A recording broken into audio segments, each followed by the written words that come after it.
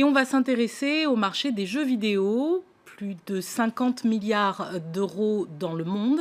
Les studios africains commencent à prendre leur marque. Après le studio Kuluya au Nigeria, Leti Games au Ghana ou encore Kola Studio en Ouganda, le premier studio de jeux vidéo en Afrique centrale a vu le jour à Douala. Kiro Games s'apprête à sortir son premier jeu 100% made in Cameroun, inspiré des mythes africains. C'est un reportage de Coraline Molinier. C'est l'histoire du prince de Zama qui, en plein couronnement, est renversé par un coup d'État. Pour l'aider à retrouver son trône, le joueur doit l'accompagner dans un parcours initiatique jonché d'épreuves rituelles. Un concept inspiré des jeux de rôle encore peu répandus en Afrique, qui entend lancer l'univers African Fantasy. On utilise des éléments de la culture, on met en avant la beauté africaine, la beauté du paysage, des valeurs, des habitudes, le comportement. À ces éléments, on ajoute beaucoup de fantaisie pour faire en sorte que ce soit dans un contexte de jeu vidéo, mais qu'on sente la différence aussi.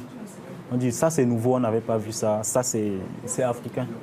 Concevoir des jeux vidéo auxquels les Africains pourraient s'identifier, tel est le défi que se lance en 2003 Olivier Madiba, alors encore étudiant. Alors, ce studio, ça fait 10 ans que j'en rêve. Faire un studio de jeux vidéo au Cameroun, c'était un pari fou. Aujourd'hui, Kiro Games embauche une vingtaine de dessinateurs et programmateurs, la première génération de professionnels du jeu vidéo au Cameroun. Pionnière dans son domaine, la société a pu voir le jour grâce à un modèle de financement encore rare sur le continent, l'Equity Crowdfunding, qui permet de lever des fonds auprès des internautes grâce à des plateformes numériques. C'est un modèle qui peut servir pour tous les projets TIC africains. Parce que si on passe par les canaux de financement normaux, il n'y a pas encore réellement, surtout en Afrique centrale, il n'y a pas encore réellement de culture de capital risque. C'est un modèle qui fait que voilà, vous avez des personnes de la diaspora qui ont une vision, des personnes même d'autres pays qui veulent participer aux nouvelles success stories africaines. On a cette petite responsabilité, puis qu'on est les premiers, de se dire si on réussit, on ouvrira la voie à toute une industrie sur le continent.